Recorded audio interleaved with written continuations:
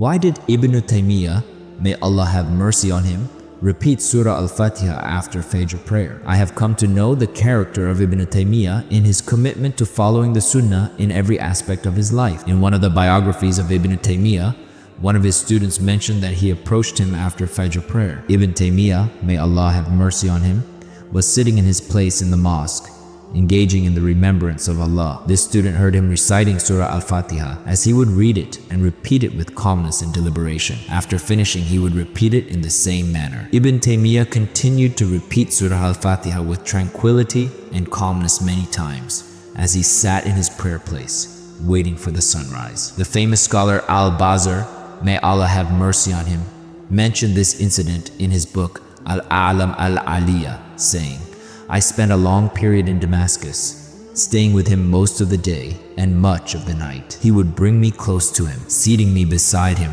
and I would hear what he recited and remembered during that time. I saw him recite Al-Fatiha and repeat it, using all that time, from Fajr until the sun had fully risen, repeating its recitation.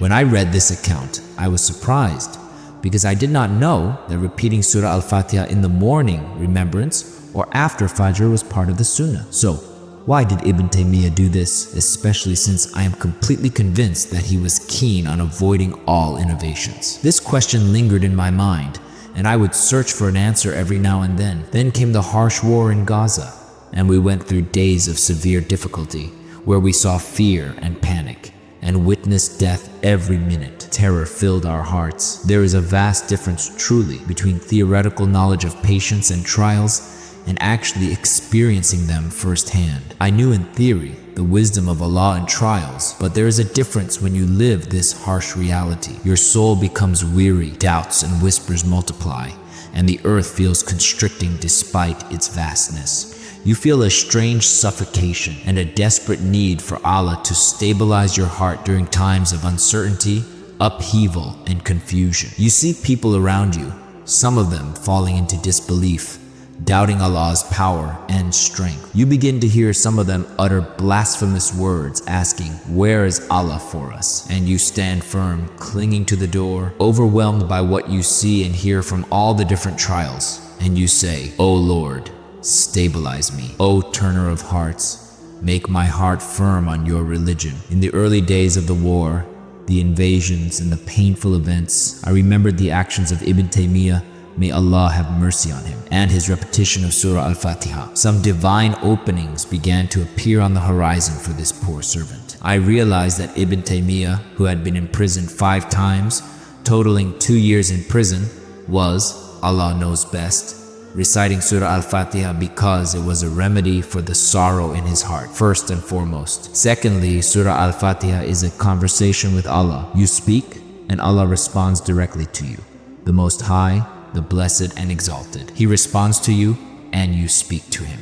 It is the best praise of Allah in moments of weakness, fear, and need for Allah. You want to feel that Allah, the Most High, is speaking to you. You want to feel that Allah is responding to your words right now. This is what I personally felt when I repeated Surah Al-Fatiha. If Ibn Taymiyyah, may Allah have mercy on him, had praised Allah in any other way, for example saying, "O you who know the weight of mountains, the measure of seas, the number of leaves on trees, and the drops of rain," it would have been beautiful praise. But are you certain that Allah, the Most High, will respond to you? Allah, the Blessed and Exalted, hears you without a doubt. But will He respond to you? We do not know. However, when you recite Surah Al-Fatiha, you know with certainty that Allah will respond to your words now, immediately. You cannot, from the overwhelming joy and delight and your awareness that Allah is responding to your words, read Al-Fatiha except slowly and reflectively. The Prophet, peace be upon him, said in a hadith Qudsi, one that makes the body shudder. Allah said, "I divided the prayer," meaning Surah Al-Fatiha, "between myself and my servant, and my servant will have whatever he asks." When my servant says, "Alhamdulillahi Rabbil Alameen," all praise is due to Allah, the Lord of the worlds, Allah says, "My servant has praised me." This means that you pause, feeling as though Allah, the Most High, is saying, "My servant has praised me." Our Shaykh Ibn Uthaymeen, may Allah have mercy on him, said, "Allah, the Most High, speaks to the one praying. He is speaking with him, even though the one praying does not hear him. But this is what the truthful and trustworthy Prophet, peace be upon him, has told us. We continue reading the Hadith Qudsi, and when he says, Ar-Rahman, Ar-Rahim, the most gracious, the most merciful, Allah says, my servant has praised me. You pause for a moment afterward in awe of Allah's greatness from above the heavens, and He is now telling you, as is stated in the Hadith, my servant has praised me. This is an extraordinary moment. Allah, the Most High, owns the heavens and the earth, and I am but a tiny speck, small in comparison to this vast universe, yet Allah responds to me. You feel a need for Allah to remain with you with a special companionship, protecting you, guiding you, aiding you, and bringing tranquility and peace to your weak heart. We continue with the Hadith, and when he says, Maliki Yawmiddin, Master of the Day of Judgment, Allah says, my servant has glorified me. And when he says, Iyaka nabudu wa iyaka nasta'in, you alone we worship, and you alone we ask for help, Allah says, this is between me and my servant will have whatever he asks, and so on until the end of the Hadith. After you feel Allah's response to you in every verse of Al-Fatiha, things will enter your heart that no believer can describe. Then you make a supplication, feeling that you are close, even if your supplications are delayed. You will have received from Allah such intimacy, tranquility, and steadfastness that words fail to describe, and you will surrender your entire affair to Allah,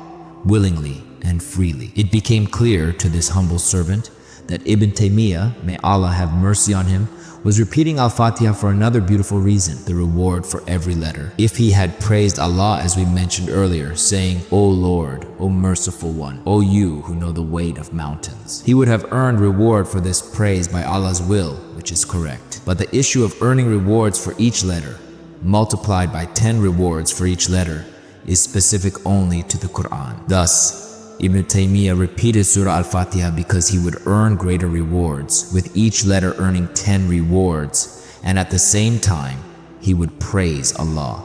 One of the reasons supplication is answered is because of praising Allah. Surah Al-Fatiha is the only surah that is entirely praise, glorification of Allah, and supplication. One of the meanings behind Ibn Taymiyyah's repetition of Surah Al-Fatiha was that Allah loves praise and glorification, and the believer loves what his Lord loves, the Most High and Blessed. The Prophet, peace be upon him, said, no one loves praise more than Allah, which is why he praises himself. He, the Most High, is free of need of the worlds. Their praise does not benefit him, nor does their lack of praise harm him, as Al-Mubarak Furi, may Allah have mercy on him, said in Tufat al-Ahwazi, Allah loves praise to reward the one praised, for the benefit of the servant, not for the benefit of himself. And we love praise because it benefits us and raises our status among people. So, for these reasons and others, Ibn Taymiyyah repeated the recitation of Surah Al-Fatiha. Reciting Surah Al-Fatiha increases the rewards. It contains praise of Allah, and Allah, the Most High, loves praise. Repeating Surah Al-Fatiha includes Allah's response to your words. How joyful it is for a person when Allah, the Most High, responds to their speech and words. Look at Prophet Musa, Moses, peace be upon him, when he was afraid. Allah called him while he was frightened and asked him, and what is that in your right hand, O Musa? At that moment, Musa did not quickly respond that it was just a staff, but he wanted to speak more with Allah and take the opportunity to say, it is my staff, I lean on it, and I use it to gather leaves for my sheep, and I have other uses for it. He enjoyed speaking with Allah and wanted to extend the response, to hear Allah's reply from the Most High. This opportunity is available to you through reciting Surah Al-Fatiha. For we know, in accordance with the teachings of our Prophet, peace be upon him, that Allah, the Most High, will respond to you. So, you feel awe. Recite it slowly, with peace and presence of heart, and you feel, pausing briefly, that Allah, the Most High, is responding to you. Ibn Taymiyyah's repetition of Surah Al-Fatiha was not an innovation for a specific time or a specific form of remembrance, but rather a balm and a remedy for the soul from the trials of life. This is Allah's great grace upon His servants. Repeat Surah Al-Fatiha. Read it in prayer and outside prayer in this way, and your prayer will change. Read it with tranquility and feel as you recite each verse that Allah is responding to you now. You cannot rush through it. Reciting Al-Fatiha becomes a longing and a pleasure, and your faith will be renewed. We ask Allah to make us among His chosen servants and to grant us His love and the love of every action that brings us closer to His love, the Most High.